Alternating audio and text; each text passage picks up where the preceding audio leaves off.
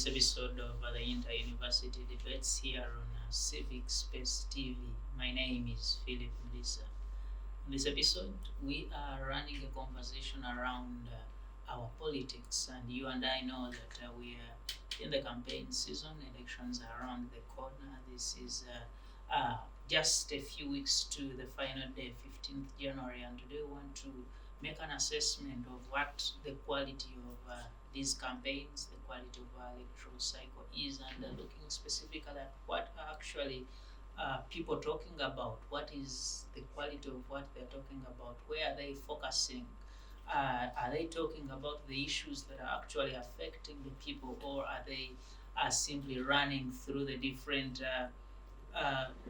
usual caravans of tokens and gifts they are giving out to people so that they secure the vote from the different constituencies they speak to. And certainly we look at how can that be curtailed, and moving forward, how can we build a better country that serves everyone with quality, not just quantity of leadership that sometimes we often get in this country. My name is Philip Mlisa, and I'll take the privilege of inviting my distinguished panel here that are going to greet you, our viewers, and certainly we head into the depth of the conversation. I will start with the lady just next to me. Hello. You are welcome. Please say hello to the viewers. Good afternoon to our viewers. Our host of today, my fellow panelists. My name is Nimsima Sharon. I'm so proud to be here and representing Uganda Pentecostal University. Thank you. Sharon Nimsima from the Uganda Pentecostal University. Thank you so much for joining us, and we can't wait to hear what you're going to share with us during the course of this conversation. Gentlemen, karibu. Thank you. A very good afternoon. Standing on the already established protocol, my name is Sadrak Okuja from Uganda Pentecostal University. I am very much obliged to actually be here this afternoon and share a matter of political and constitutional concerns that actually shape our governance and dictate what future you and me have. Thank you.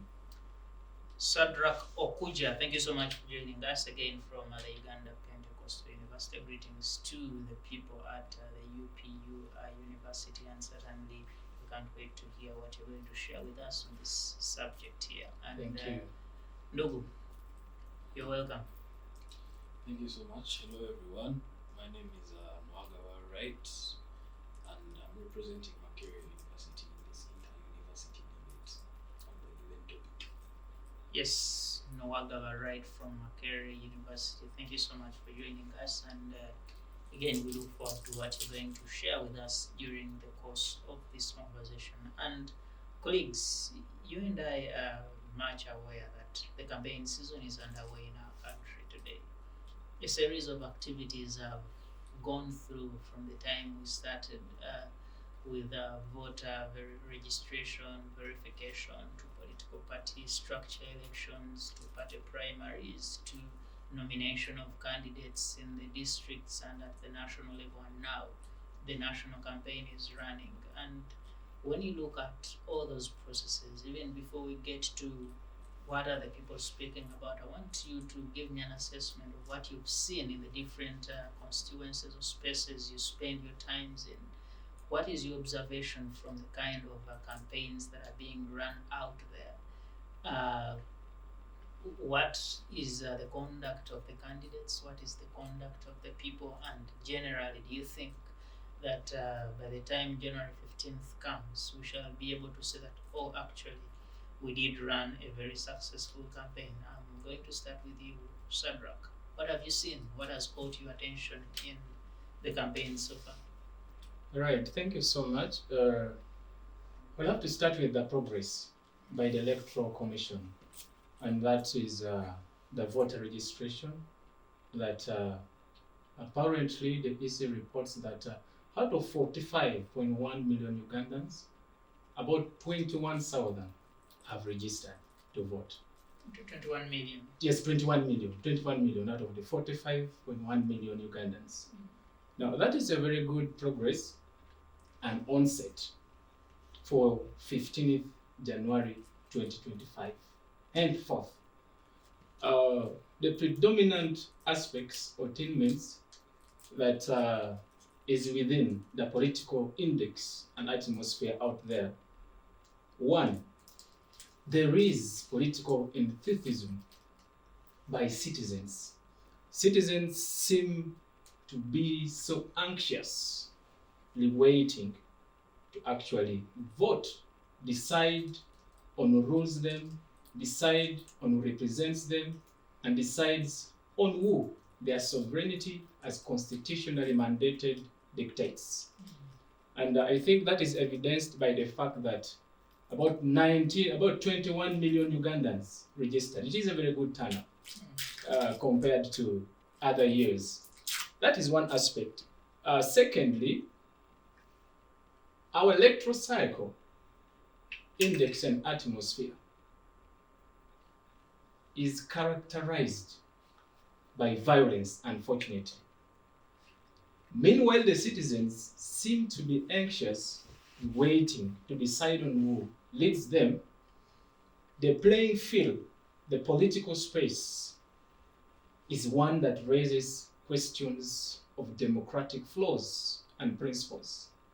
I'll give a recent example that happened in the Kawempe campaigns by His Excellency Bobby Wine, in quotes, where we saw dogs actually being released against supporters. There were a number of violence that actually led to killing of one of the supporters of the National Unity Platform. And this is very unfortunate in a democratic state. If I may revert back to the history of South Africa, it was way back in 1948 to 1994, when the whites, during the apartheid policy, used dogs to release them to crowds, scare them out, and as well press or suppress the political playing ground. In the 21st century as such, we only use dogs specifically to investigate crimes under specific police departments. But in a democratic state like Uganda, it is very unfortunate that the picture painted here creates a political lacuna that takes away a fair playing field. And thirdly, it is not in dispute that even the entities that citizens try to seek for remedies to these solutions are not adequately implementing the laws we have. We already have constitutional, statutory, and other extrinsic aids and policies that actually safeguard citizens during these situations. When I look at the police, when I look at the UPDF, who are at the center of this, you will realize that they are not only breaching these constitutional rights that the state only comes in to protect, but rather it is a flaw of their duties, among its others. All right. Thank you so much, Shadrach, for that, and you give us a comprehensive overview of what you have observed from how the campaigns are being conducted, and you speak of the violence, you talk about the use of dogs, and I've had many arguments, for example, from the Uganda police that that is a crowd control mechanism and is used across the board in the different jurisdictions across the world, but that is something we shall discuss as we continue the conversation. And right, you see, when you look at people in institutions of higher learning, because you have a political season going on, you were a student at Makerere. Are students participating in these processes? Are you personally participating in these processes? And when you look at those that are participating, what can you say about their participation as far as the campaign, but also the other electoral activities are concerned? Despite the youth being the majority, most of the time, or in the previous elections that have taken place in the country, it is on record that a certain portion of the youth have not participated in the elections, a certain portion of them, especially the younger youth. Now, my take on that, of course, is that most of the time, or in the current system, we are ignored. That isn't to say that the current system tells you that for you maybe to become a member of parliament, maybe for you to participate as a leader or yourself as a voter, for your opinion to matter, you must have crossed a certain threshold of age. That isn't to say maybe you're with grey hair, you're 40, you're 50. That is when your voice really matters to the people that are around you that are older than you. And I think that has that has segregated the participation of students. Now, to look at it in general, I think there is most of the time we are complaining about our leaders, especially the older generation, I think 30, 40, the citizen, our parents, our brothers, our elders, they're complaining about the nature of government that is existing today. What are their complaints? They have been in power too long. Yeah, we are sending there people that are not really helping us. We have certain problems that have not been addressed for years while sending people to office. Now, if you really think about it, yeah, generally the form of government or the country that the older generation is handing down to us is not even meeting the average standard of what they could have possibly achieved with the resources that they have had with time. So generally they are handing us a state which has titles or tokens of democracy. It has tokens of inclusion of students, inclusion of women in politics, inclusion of the disabled in politics. But if you really think about it, it is the fault of the citizen. You will say they've had government for a long time. You will complain at government for not being functional. But at the end of the day, it is the citizen that chooses who goes to that particular government. And I say it is purported democracy because there is elements of finance in the electoral process. He talked about the electoral process, and I think he hinted at it. Most people today are most likely going to vote an individual who has shown capacity in terms of income or in terms of money, and secondly, on another front, with how much he is willing to spend on that particular election. That is to say that if you do not find us at the bar and buy us alcohol, we are not voting you. That is if you're not willing to make handouts during the election process or during the actual time of election in January, we are not willing for you to be our leader. Most of the time, the money that is distributed in this, the money that is distributed by the patriot is supposed to be earned back in some way or other. If maybe you take into calculation the salaries or the earnings of members of parliament, a certain portion of them, I don't want to say most of them because I do not know how much they earn, but a certain portion of them spends more than they are possibly going to earn in the next 5 years on an election. So at the end of the day, it is you, the citizen, that is promulgating the election of poor leaders into government that are most likely not going to benefit you. And I think this culture has been passed on from the older generation to the younger generation. If you go to primary schools, and it is really disheartening, if you go to primary schools, if you go to secondary schools, the one with the sweets, the one with the sodas is the one that gets the election. They do not care about the qualities of leadership of an individual and their patriotism towards their patriotic stance towards towards leadership. So at the end of the day, we have a citizenship that constantly throws stones at government, but in return, they should also stand and look in the mirror. They are handing down a government to their children. So what you're saying, right, is Yeah. we have problems on either side of the aisle. You have challenges that have been created by those in governance, but largely so, it is the citizens that are responsible for actually the kind of leadership and the decisions taken at that level, because it is them that facilitate and make these people suit those positions. Exactly. Thank you. Nimsimo, look, you are a student at Uganda Pentecostal University, but largely so you are a citizen of the Republic of Uganda, and you see a lot of these things that happen.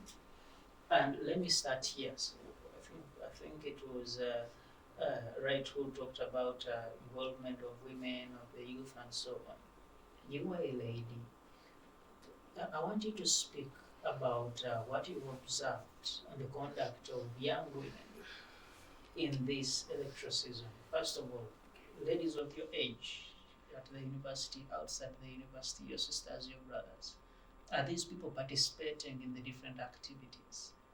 And if they are, what contribution are they making? Alright, thank you so much. To enlighten and talk more about that, we know that, as I already told you, that we youth, we are accountable. Reason being, we are not the future leaders of tomorrow, but we are the future leaders of today. And we know that most of the times, we women, we are accountable of many things that take place. According to my perspective, if you were to go back a long time ago, women were not allowed to be part of politics. But if right now we can say in universities, in secondary schools, we see women have been empowered to join politics in a way that it creates equality. It has motivated them, it has given them freedom of speech to express themselves. I'll take you back. Our first speaker of the parliament, she was a lady, and whereby she motivated a lot of women to participate in politics. Whereby we see in schools, you find a school of 1,000 and plus students. It is a lady who is taking control. What does it draw to? It shows that politics aren't supposed to be based only on men's side, but it should be an overall thing. Reason being, we are accountable of what we want. You decide of what you want. We see that voting in Uganda today, it is democratic. You vote to the person you want to take lead for you. So if women are part of it, it has enabled most of the women to take positions, and whereby we see they have brought change in the country. Look at the women MPs, they have brought change. They can speak for the ladies. It has showed equality. It has motivated even the young children to also participate, because back then it could only be restricted to men. And so, when I listen to you, Sharon, you are telling me that the government policy of affirmative action, and specifically to create more spaces for women to be in the politics. You have the district seat, woman member of parliament, but also supporting them in the different levels in the academics, and but also the efforts from civil society have contributed immensely to the fact that today you will see many more women in the politics competing against men. Like you say, I think they are supposed to be doing that, but if there is even an effort to facilitate that, then I think that's one to commend. Is that what you're saying? Yeah, that's what I'm trying to bring out. But to enlighten more, what I'm trying to show you is politics shouldn't only be based on the side of men, because we two women, we are powerful. We can still make it actually beyond what men can do. Thank you, and I think that is important. Sadrak, I want to come back to you. Look, we talk about the campaigns, and you gave me an account of what you've observed from the trails, and largely what you get to hear or look at from the different sources you use. And I want to hear from you. When you listen to the different candidates at the presidential level, or if you listen to some members of parliament, people in the local government, what sort of conversations are happening? What is the message they are pushing out to their constituents, the people that are listening to them? What are they telling them? Okay, thank you so much. I have attested to a number of candidates, both at NRM primary elections to the current campaigns. But there is one predominant factor that has always painted all those activities, and that is promotion of manifestos. Each and every leader, each and every politician tries their best to promote, articulate, and sees that they instill their manifestos into the cognitive understandings of citizens. For thereafter, they expect vote and support. However, this has been an historical approach to politics. It is not an evasion of the 21st century and 2025 today as we go vote on 15th January. But the issue that has always remained a material and substantial question is the execution of those manifestos. Recently, we had a presidential debate happened. All the candidates seemed to speak what their manifestos under their political parties has for citizens, if they must be trusted with votes on 15th.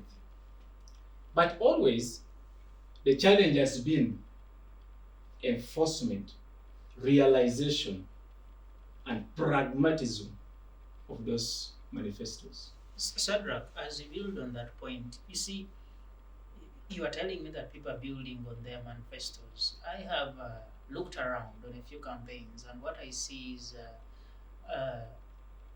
whenever a presidential candidate is coming, then you have about 6 musicians who lead the activity. They sing for about an hour or two. Then the candidate has about 15 minutes to say, hey, how are you, this party? Oh yeah, and this one, oh yeah, then they leave the stand. And I don't seem to see the manifesto in there. I have looked at the different documents. You have a party that is promising a new Uganda. You have a party that is saying we are protecting the games. You have a party that says they want to put money in the pockets of Ugandans. You have a party that says let us eat together. You have a party that says let us go for value-based leadership. All those are there, but barely do I hear them say these on the rallies. It is the music, they dance for the people, and the day is done. Is it different in your area? It is not different, and I want to devolve from my submission. The ideology seems to dwell so much on the presidential rallies and a lot more. I am a testament of Amolata district, a district in the north. I was on ground during the primaries. And what happened evidently, besides the excitement that you've ably articulated out, there have always promised, mentioned something for citizens in return, that is if they are voted. And now that takes or drives my next invocation of submission to whether our democratic index and electoral processes, when it comes to these campaigns, is barely on the entertainment. When we see Eddie Kenzo sing on stage for a number of times, local artists from different districts accompany this with a number of politicians and they walk away. The question that dives into my mind is that the material and substantial picture that a country like Uganda that is painted by democratic principles, one that should direct these politicians? Now it takes us to token-based politics, vis-a-vis issue-based politics. Most of these politicians apparently are moving in rallies to different constituencies, issuing out handouts, money. At this time, they now even have selective projects, repairing of unfunctional boreholes, issuing t-shirts, convening meetings for short-term initiatives and projects, simply because citizens have to be overwhelmed by that as they vote these politicians. But at the end of it all, we realize that by the time politics turns into handout and is tokenized, like I have said, that only feeds an ordinary Ugandan citizen for a day, a week, a month. But democratic principles and national progress is stalled for generations. Right. You see, earlier you mentioned that many at times the youth are ignored, and that is reflected in the kind of policies that happen at the decision-making tables. I want to learn from you.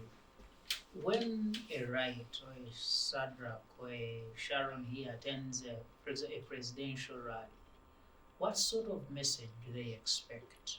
What do you want to hear from a presidential candidate that should speak to you and certainly say that, let me vote for candidate Museveni, candidate Chagulanyi, candidate Munyagwa, candidate Mugisha Motu, or whoever you're voting for? What is that?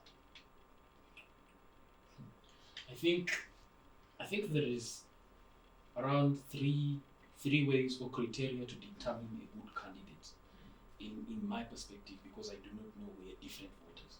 Anyway, firstly, it is the history of that candidate. Like, not a self-narrated character that has been built, a fictional self-narrated character.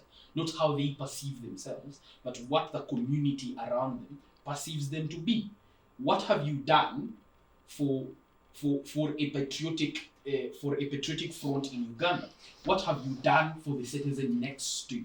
What have you done for your brother? What have you done for your neighbor? What have you done for maybe students in your area? What have you done for the women in your area? What have you done for the oppressed and the marginalized?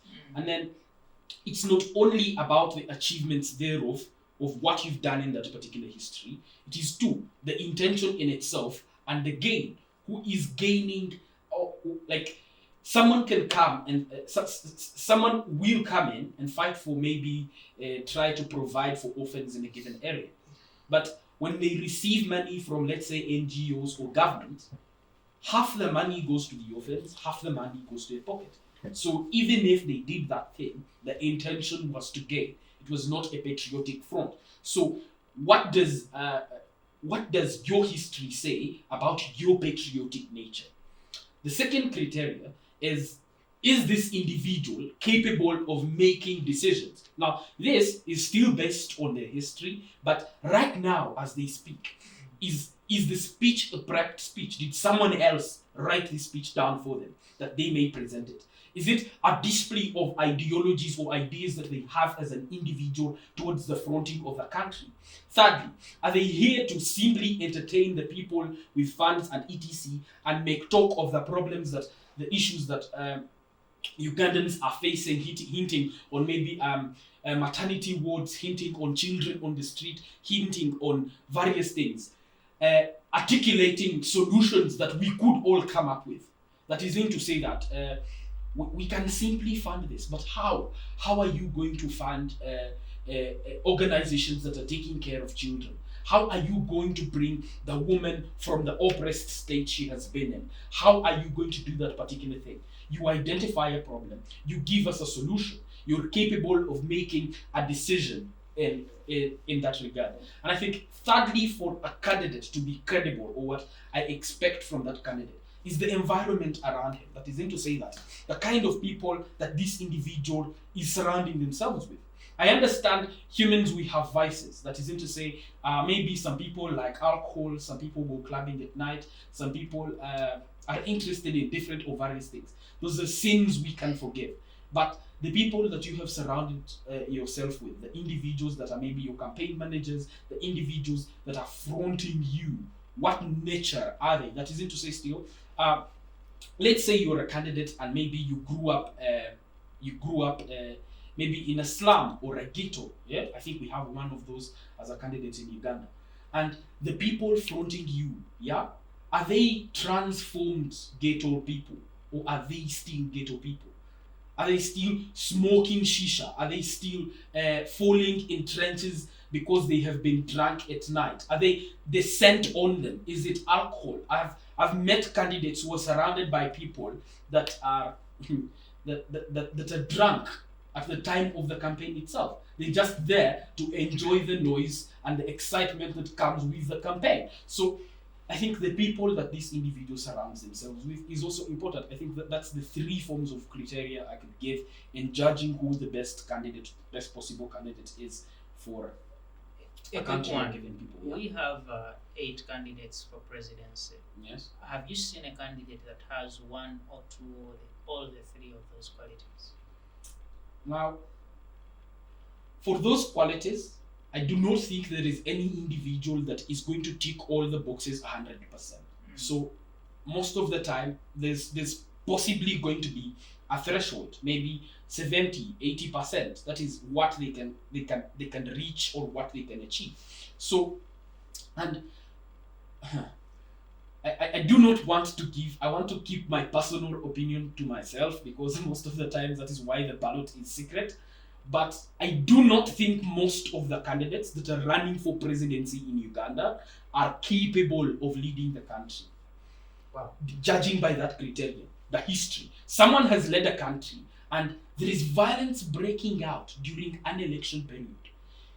Someone has led the country and there is an overturn of a court ruling saying that free the citizens that are in military prisons.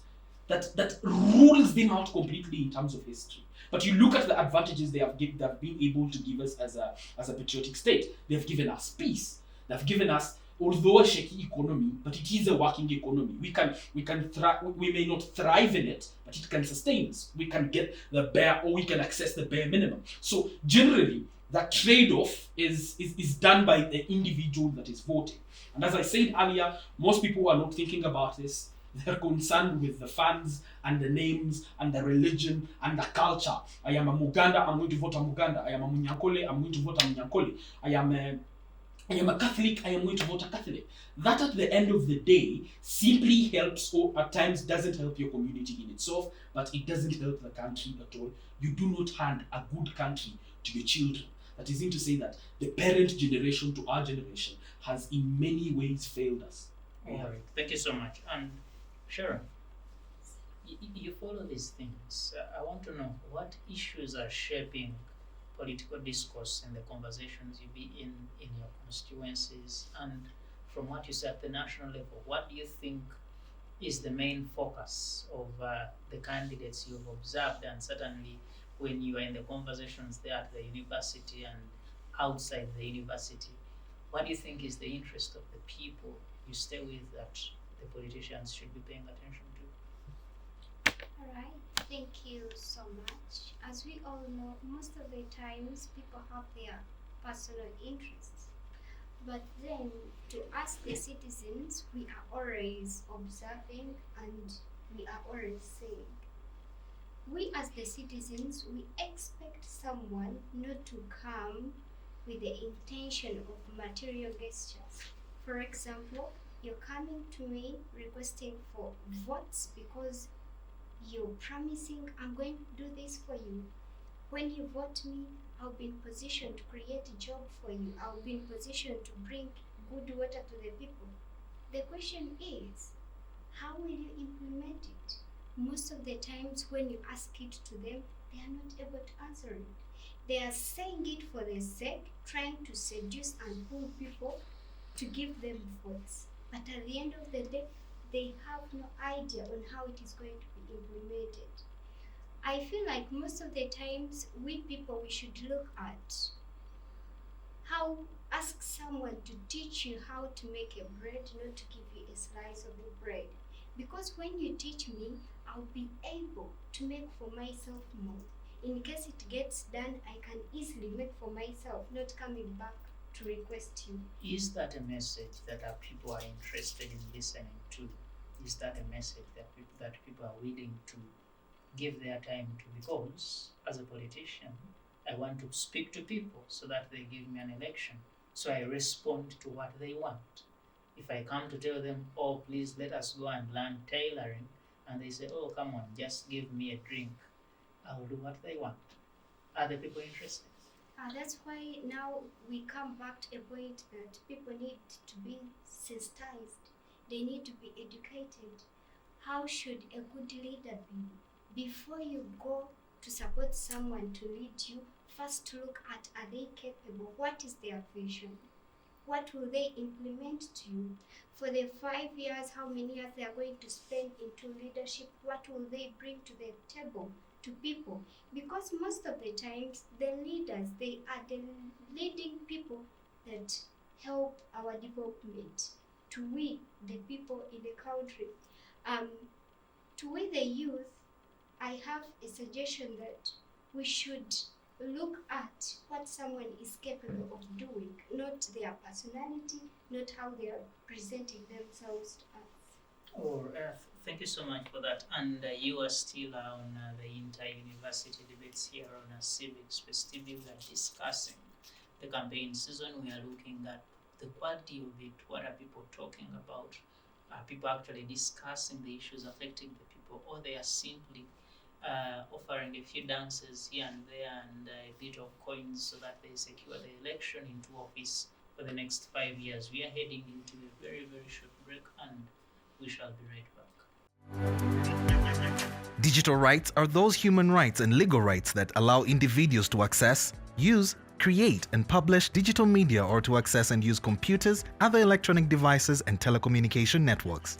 Digital rights include a right to freedom of expression, information and communication through technology, a right to privacy and data protection, a right to credit for personal works, a right to universal and equal digital access, a right to identity, a right to anonymity, a right to be forgotten, and a right for protection of minors, among others. The state's digital rights are frequently violated through various unfair actions, for example, blockage of websites and social networks, theft of credentials, unauthorized use of people's data for personal gain, privacy intrusion, online censorship, arrests and intimidation of online users, internet blockages, and the proliferation of laws and regulations that undermine the potential of technology to drive social, economic, and political development worldwide. It is hence every citizen's responsibility to respect rights of other digital users and to speak out or report to the responsible parties when one's rights are violated. Welcome back from that very short break. It is the inter-university debates here on Civic Space TV, and my name is Philip Melissa. In this episode, we are discussing the campaigns, we are discussing Ugandan leadership, Ugandan politics, and paying keen attention about the quality of our discourse in the politics, but also how we behave around matters on which we agree or disagree on, and certainly looking into creating a more prosperous but also sustainable and thriving country going forward. In this conversation, I have a panel of distinguished citizens. They're students from the different universities, and they're making sense of all this that is happening in the different areas, giving us their observations, their thought, facts, and indeed what they think should be done to make sure we have this good progress. I have Sharon, I have Shadrach, and I have right here making a contribution in that line. And colleagues, Shadrach, I want to start within this second segment of the conversation. You see, you mentioned tokenism earlier, and when you look out at these politicians, they are responding to what you, the voters, are actually asking them to do. When the voters are asking for a drink, it is what the politician provides. When the voters are interested in discussing the issue of land in their area, it is what the politician will try to talk about. And over the time, we've seen that people are asking for the things that I think she called short-term gains. And I want to hear from you about this issue. What is the quality of our electorate? What is the quality of our citizen in response to what they are in turn able to ask for him, what they are willing to listen to, not willing to listen to? And needless to say that UGOS has told us that about 85% of our population is uneducated. educated population. What is the quality of that population? Okay, thank you so much. I think fast forward, it starts with mindset. What mindset do this electorate, do the citizens have right down there?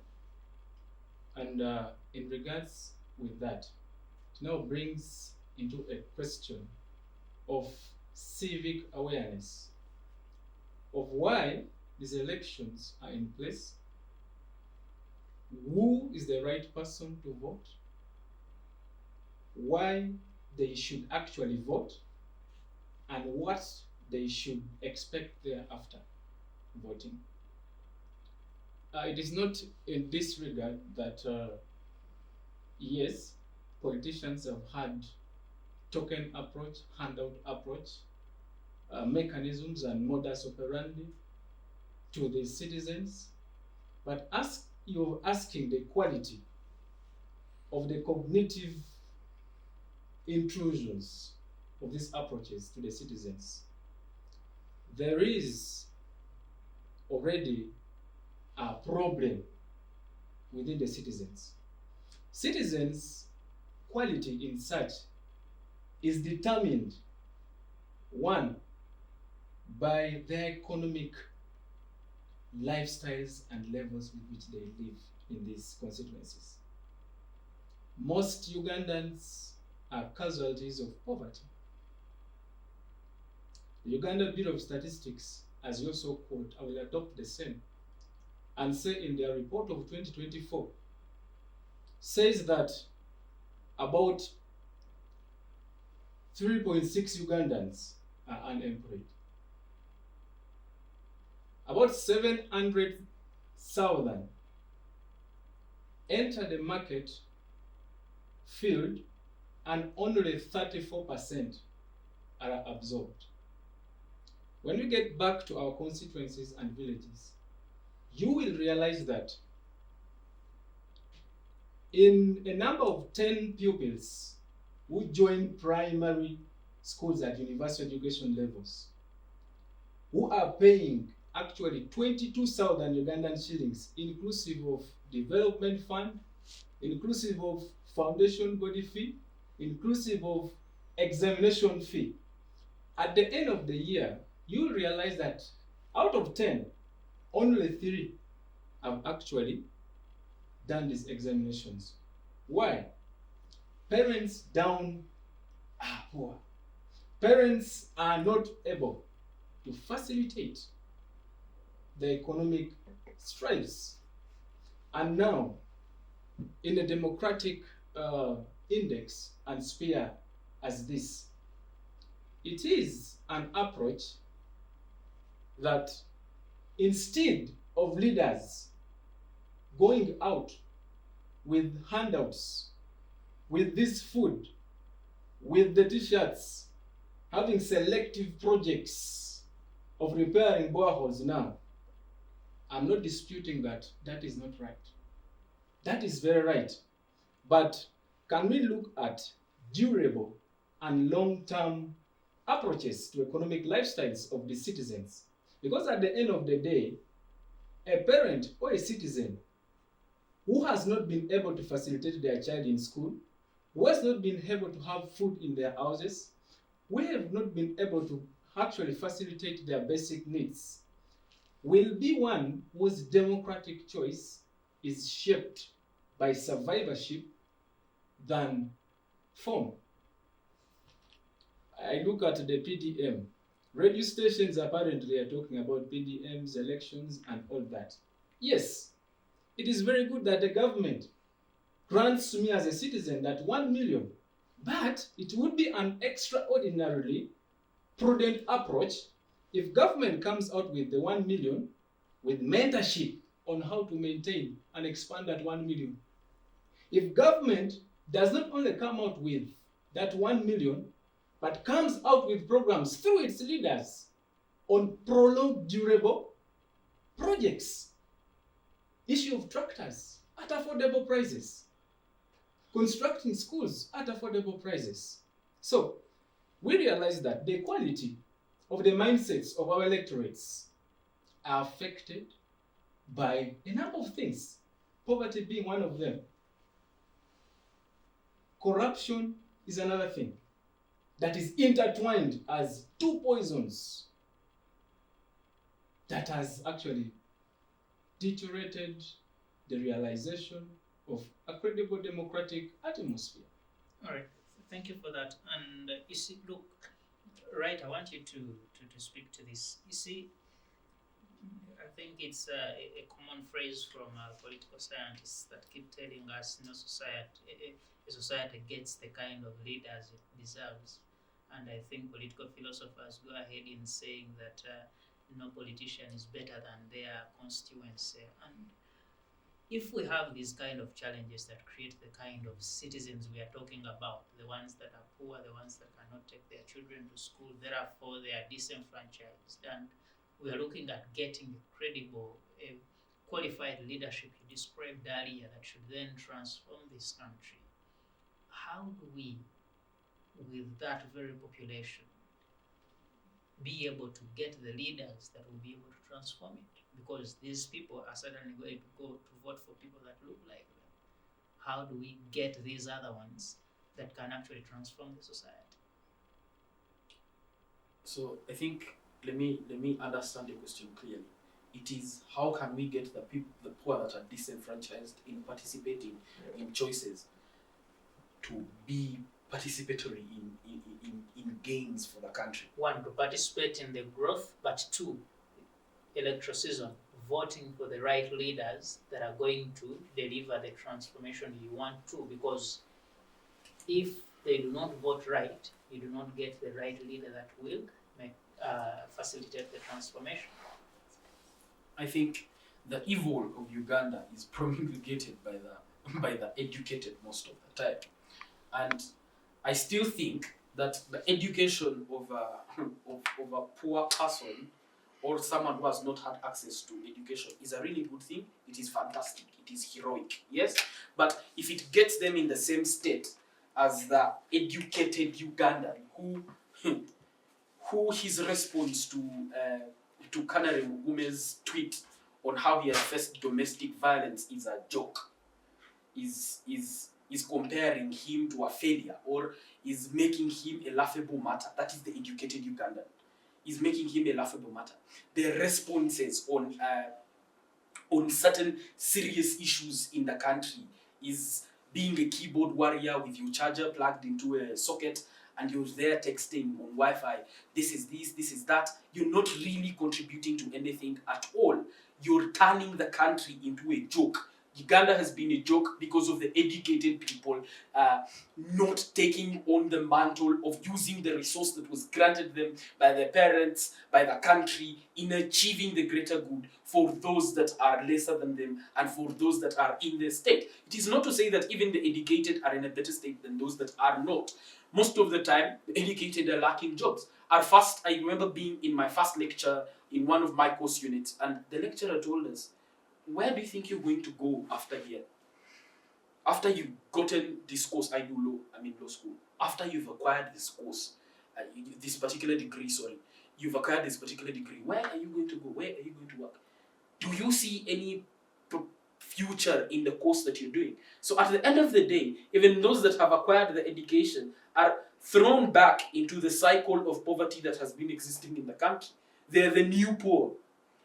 Gaining an education has not transformed them into industrial machines. It has not transformed them into people with intellect to transform the politics of the country. It has proved that that the political culture of the country has not been eliminated by by education. The political culture of the country is, I'm going to vote a Catholic because I'm Catholic. I'm going to vote someone from my tribe. I'm going to vote the one with the money, even when I am educated. And it is really sorry, because the point of all those funds being invested in an individual so that he is productive to himself and the state are thrown out the window. You see, right, what you say now tells me that the entire political season now is more or less a concert.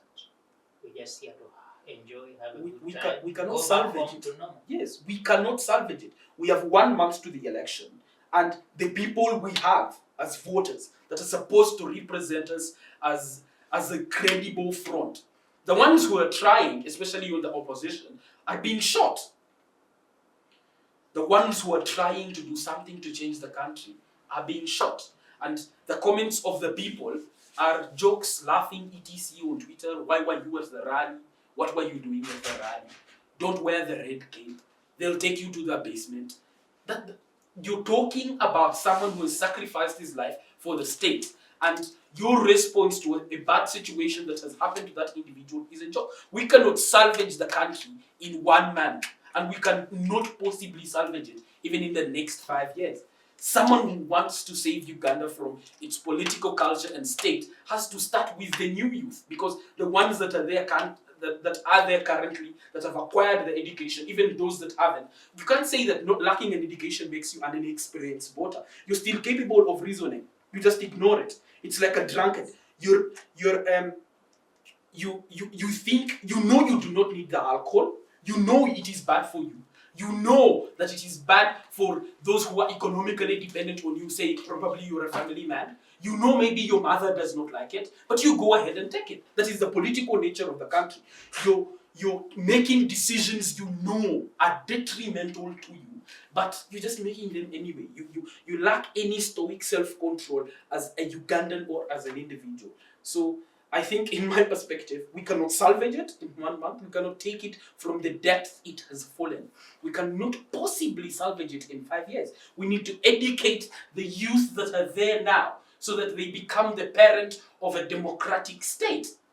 The youth that will be there soon to become the parent of a democratic, prosperous Uganda, the ones they have proved to not being capable, because we have small, scattered individuals that want to change the country. They're being supported by no one.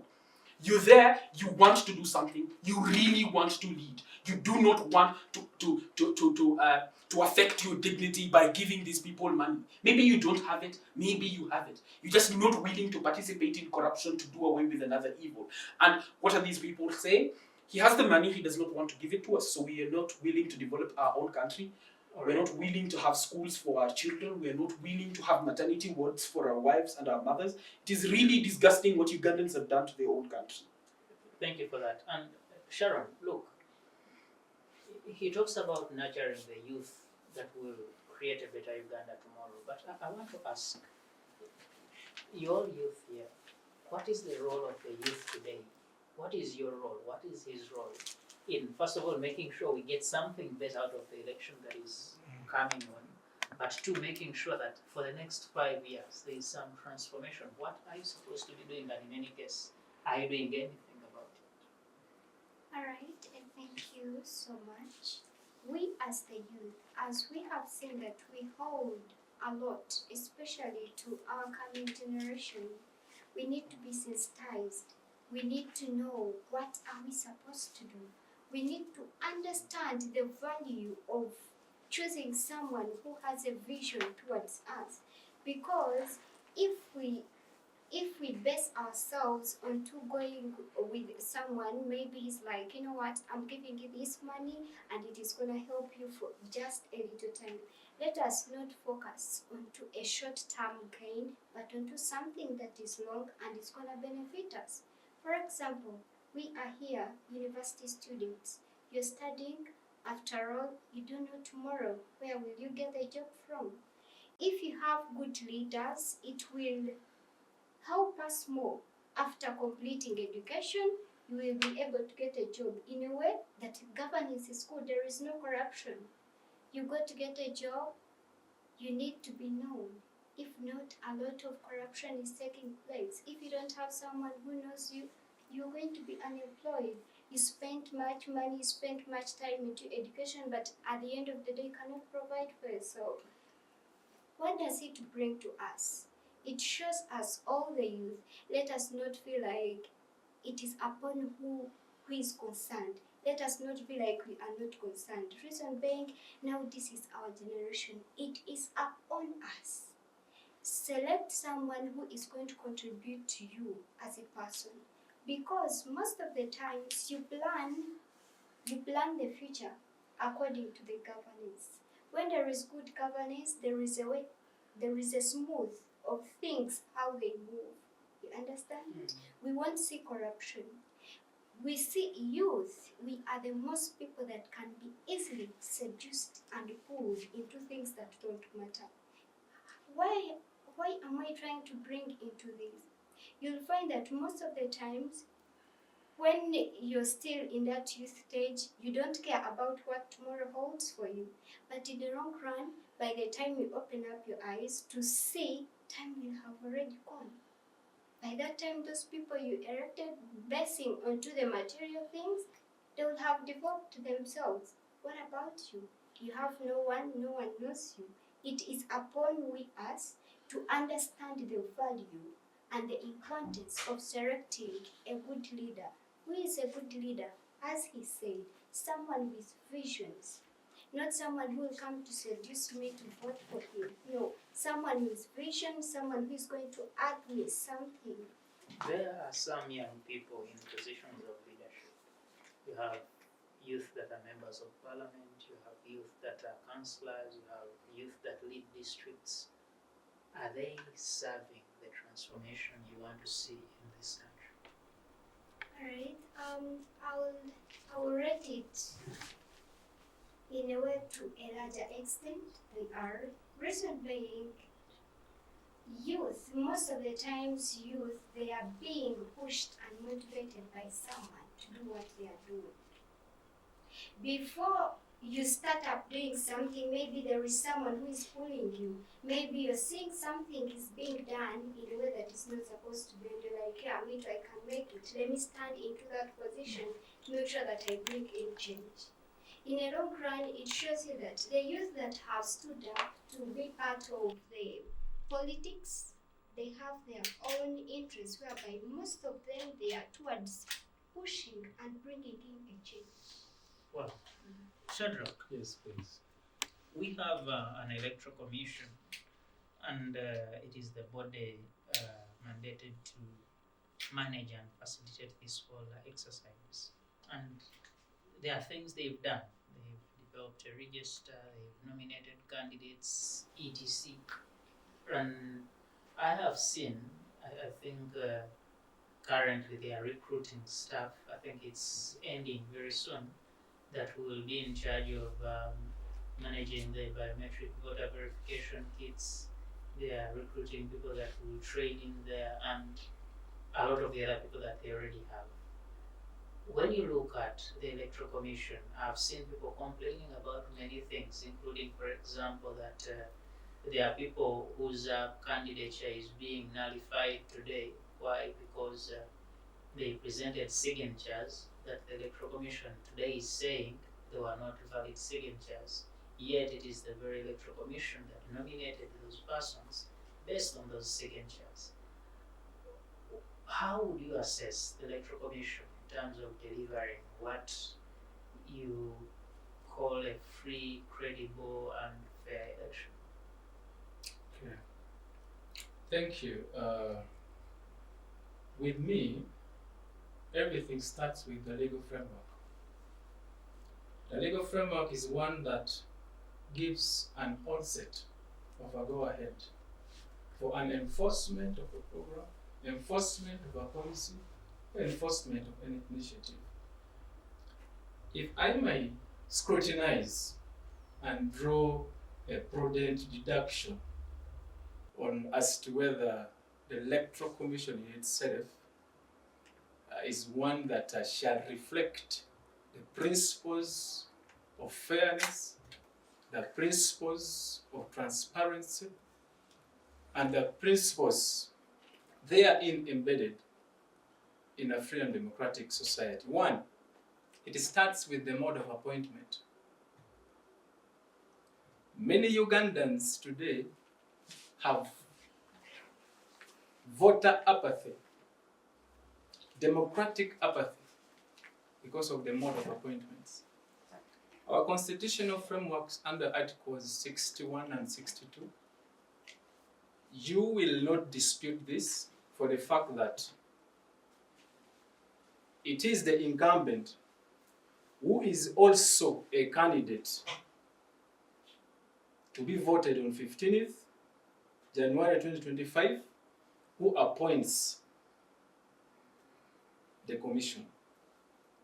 So you realize that even when I might not have empirical evidence,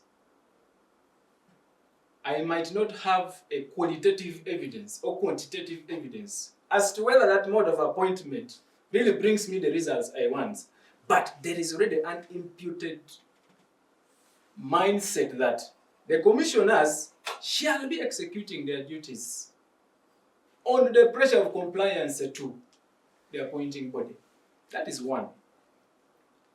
Two, you see, our electoral system under the Electoral Commission is now one that has been captured by the state.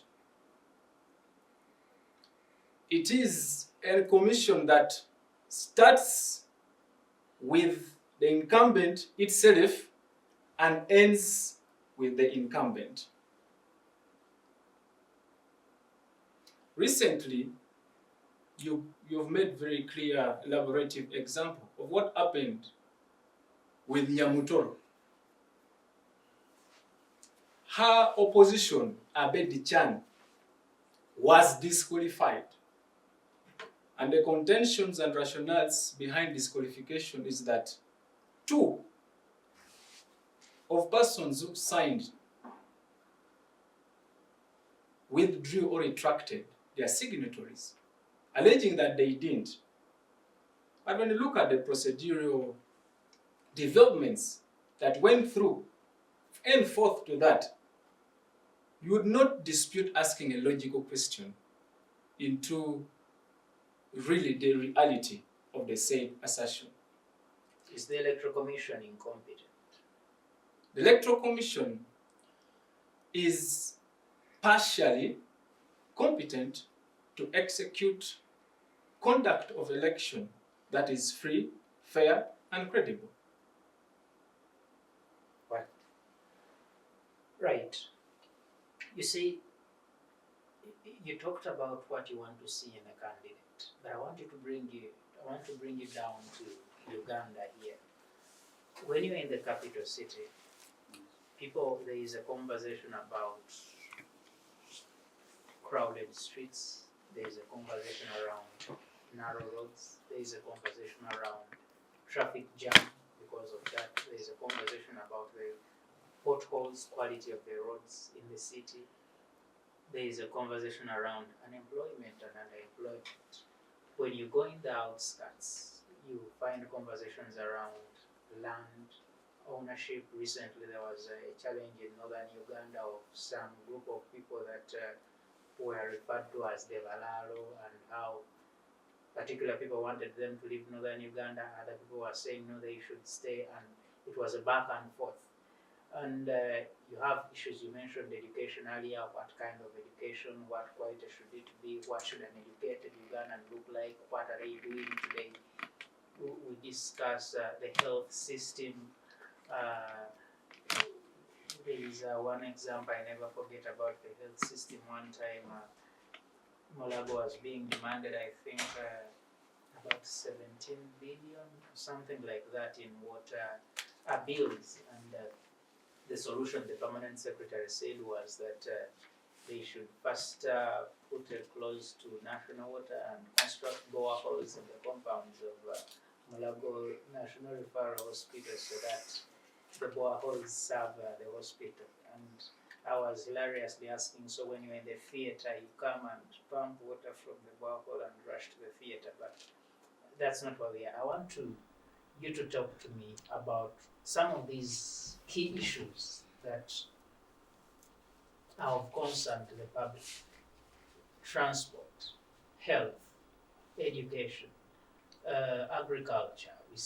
Over time we're seeing agriculture is the backbone of our economy. These things, and looking at our budgets, looking at the manifestos, do you think that the next leadership, first of all, in any way, whether it is a continuity of the NRM, whether it is the coming in of the National Unity Platform or the Alliance for National Transformation, or whichever part, the common man's party and those ones, are they capable of creating transformation in those sectors in the next 5 years so that we have a little more efficiency, a little more services for the people, so that at least the standards of living are changed in the next couple of years?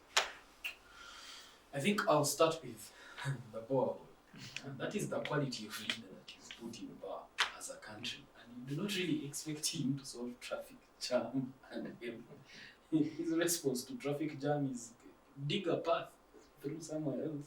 Those are the responses you would expect from the leader that you've given power simply because maybe they've given you money, simply because they are part of your religion. And I think, let's go to traffic, yeah? Roughly, a certain person's portion of time in the world is, let's say, 70 years, yeah? And if you spend 2 hours in traffic every day, yeah, you spent, I think, approximately not every day, because you're not traveling every day, you spent approximately 700 hours of your year in traffic. And that's a great amount of days. It could amount to a month. But at the end of the day, you're losing so much productive time, or time you could, and I say productive time, I not only mean economically productive time, it could be productive time with your family. Sometimes you could have spent with your son, with your daughter, and taught them something. Sometimes you could have spent with your parent. So at the end of the day, we are robbed of the greatest resource we have as human beings, which is time, by things like traffic. You look at the health system in the country. There was a scenario years ago where a public officer, a doctor, yeah, working at a health center, a woman arrives at this health center and she's pregnant and she's in labor, she's about to give birth. And he says the hospital closes at 5. We can't help you. They don't pay us enough to help you after 5. I want to go home. And so I do not think the problem, I think there's a couple of problems with the health sector in the country, but I do not think most of them come from the funding of the health sector in the country. They come from the opinion or the point of view or the perspective of the individual that is operating those health sectors. And as I said, Uganda has lost its patriotism. When someone does something nice for another individual, let's say you've been on the street and you give a lame person money, he will thank you like heaven has come. But those things are supposed to be normal. He's not supposed to thank you for doing a good thing. You're supposed to inherently think, this is a good thing and I am supposed to do it.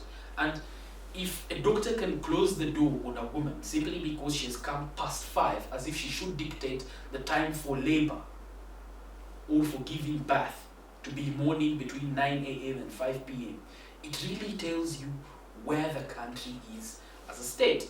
So I think the first improvement or the main thing that these political leaders can change is attitude of a Ugandan towards another Ugandan, or what I think benefits the other Ugandan in the long run. Because I'm majorly or mainly thinking, because of the culture of corruption and nepotism, I am employing my brother, my sister, my uncle, corruption. I am taking funds that are supposed to make roads for the people and building my own house, mansions, having 7, 10 cars, etc. Because that culture has been promulgated in the country, and those affected have noticed that this is the culture that has disturbed us or that has caused us problems. And because they think themselves incapable of solving that problem, they have also adopted that particular culture. It is your evil, so to counter you, I am going to be evil myself, rather than doing something that could put these places, or rather than doing something that could, I think, take away the capacity of those individuals to harm you through their culture or their thought.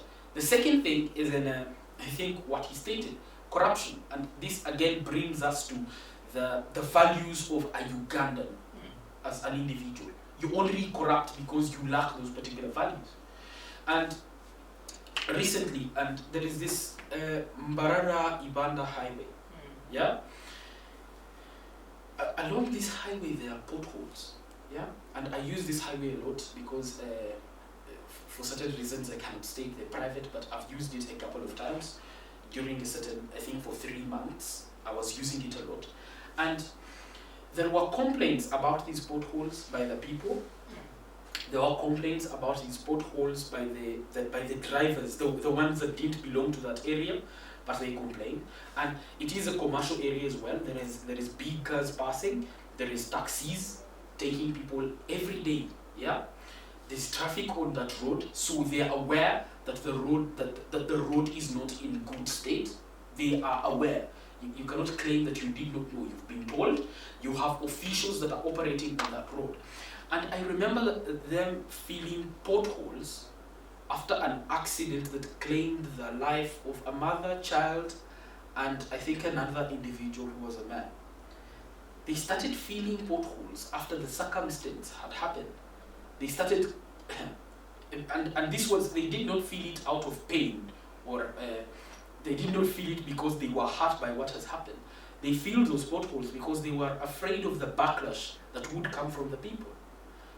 So if the government operates on a format of we are afraid that the people are going to fight us, so that is only when we are going to do something, and that is the attitude of that government, it can solve transport, it can solve health, it can solve education at all. And I think that is a solution that would possibly encompass all those sectors. Thank you so much. Thank you. And Sharon, there is polarization when you look everywhere. You see police fighting people fighting police, people throwing stones. You find, I can't talk to you because you're a member of the NRM and a member of the NUP. I can't.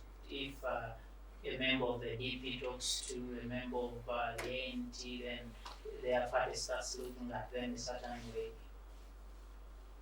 Why do we look at each other as enemies, yet this should be a contestation of ideas, and whoever has the better ideas to deliver for the people takes the...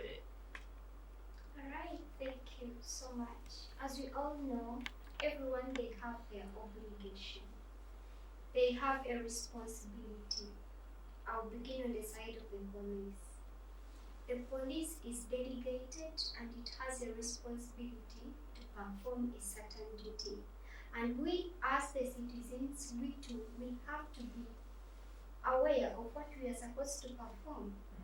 For example, we already know that the police, it is supposed to keep law and order in the country.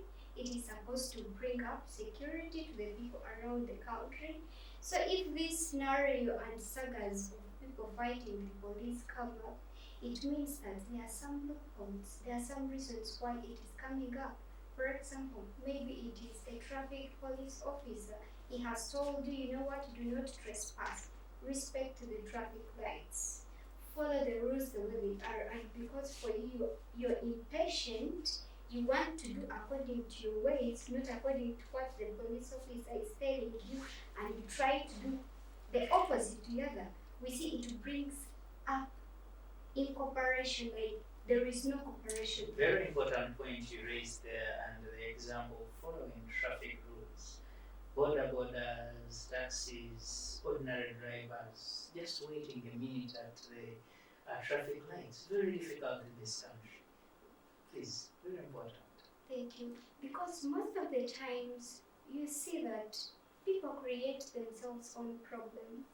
Most of the times people create problems to themselves because you cannot tell me that you have gone to a hospital and they have told you, they have prescribed for you exactly what you're supposed to do, but you're doing opposite because you feel like this is my body, I know what I'm supposed to do.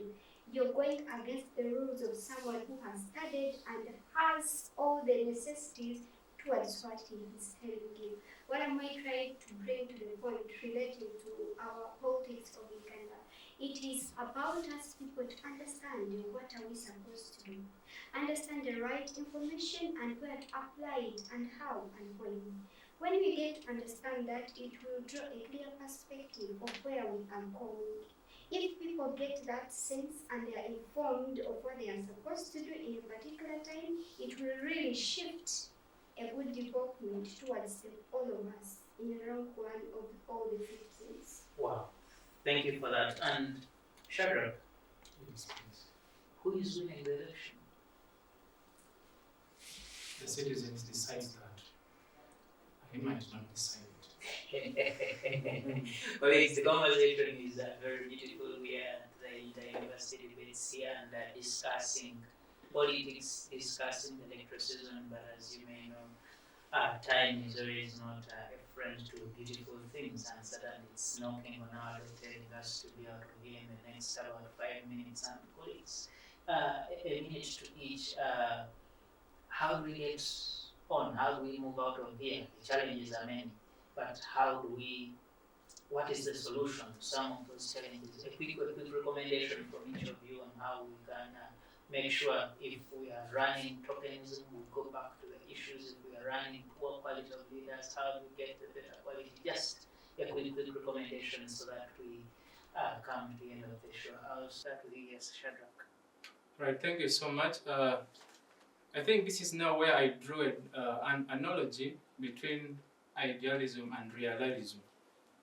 It is time that Ugandans get to draw an inference that politics, democracy, and good governance, it is not about handouts, but it is about ideas, policies, and solutions that address the issues pertaining us as citizens.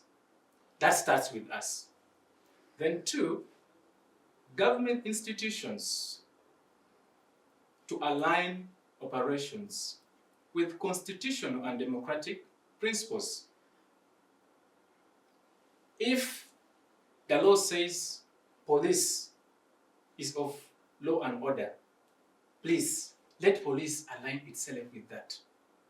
If the law says parliament do not revert to decisions already made that at last influence politics, like recently it has been a revert in the amendment of the UPDF, which was a revert of a decision of the Supreme Court in Attorney General versus Michael Kabaziguruka. Let parliament operate strictly within the confines of the constitutional limits. If we talk about the UPDF, why must UPDF by 6 a.m. before elections start? It's already at the polling station. They come in where there are now coercive situations where police may need help here. Checks and balances in these institutions. Because at the end of the day, we are talking about accountability from these leaders. So, finally, in my conclusion, I would say, if we construe politics to handouts, if we construe politics out of ideologies, we are not only selling our futures and progress in good governance, but we are as well killing the future generation. Let Ugandans know their rights to vote, why they should vote, what they expect out of the voters or the leaders. They demand for accountability. And as such, we shall be a fair way to go, however much there is already determined results of what may come in. Thank you. Thank you. And right, do Ugandans have a fighting chance to whichever villain it is that is affecting their progress? Yes, I think you as a Ugandan, you do have a fighting chance. I think, as I said earlier, we are in too deep, but we can still make effort to come out. We have a month, you have your particular political beliefs and your situation that you are in. You're a trader in Kampala, you're a Musubuzi, you sell shoes, you sell clothes, you're a lawyer, you are a teacher, you're a student, but there's something you believe is the best for this country. There is something you think can improve the state of the people that are living in this country. And I strongly believe that with grit and energy and abstinence from any form of violence or misconstrued argumentation and disagreement. We can work together even if we subscribe to different political parties, even if we are facing different problems in the country. Our leadership really matters. We can at least try in any way possible to salvage maybe the MPs, members of parliament, maybe our local councils, so that they promulgate policies that can help us as a country. We're still capable of this as a people. We can still do something. It may not bring us to a full democracy where everyone is living in a utopia or everyone is living in a happy state, but we can still do something as a people. We can still salvage whatever we can salvage in this particular situation that we have been put in. Thank you so much. Thank you, and Sharon. How? Alright, thank you so much. I'm going to frame it into this way. First of all, I call upon the citizens, I call upon the government itself. Let us live into a vision as we are heading to our coming elections. Let us have this into our minds that we are doing it for ourselves. I call upon all the citizens to understand the person they are going to choose to sit and take lead for them. Because we see at the end of the day, it affects all of us. If we choose the right person to lead us, it will be for our own benefit. Back to the government, let there be mobilized projects to be put up. For example, we see in Uganda, agriculture is high in a way that Uganda, it is the most producing country of coffee. If you go onto market, Nescafe, it is very expensive, but we see that European countries, they use it a lot. It has a lot of money. We should encourage Ugandans to participate in it. It will help solve some issues like unemployment, because that is source of income to both citizens. I end up and conclude by calling all the Ugandans that it isn't too late for us for a blind stand of the leadership that we are going to choose. Let us be keen. Let us choose not according to how someone looks like, not according to their personalities, the titles they hold, but according to someone who is aiming at bringing change to all of us. Thank you. Thank you so much. And maybe about coffee, I think we have something in Mpungamo called it's a coffee pack. I need to pick the name again, but there is something there the government has tried to do there. I don't know if you've seen it, but there are also other companies now that are trying to do some work in the coffee subsector. Hopefully, they will contribute to transformation in the agriculture sector, like you are calling for. Colleagues, thank you so much for joining me today. And Sharon, thank you so much for your time and for sharing with us all you've shared with us. Shadrach, thank you so much for your time and sharing with us all you have. And indeed, right, thank you so much for joining us and for the thoughts you have shared with us. And to you, our amazing audience, thank you so much for keeping it the inter-university debates and indeed the wider civic space TV. Special thanks to the technical team that makes sure we do this in here and we deliver it out there to you. And indeed, special thanks to the Center for Constitutional Governance and all our other partners that contribute to us bringing this to you and making sure there is something every other day as a contribution to the growth, to the sustainability, and indeed the progress of our beautiful nation Uganda, but also largely as good citizens of the world. My name is Philip Melissa, and let me say good evening, and may you all have freedom.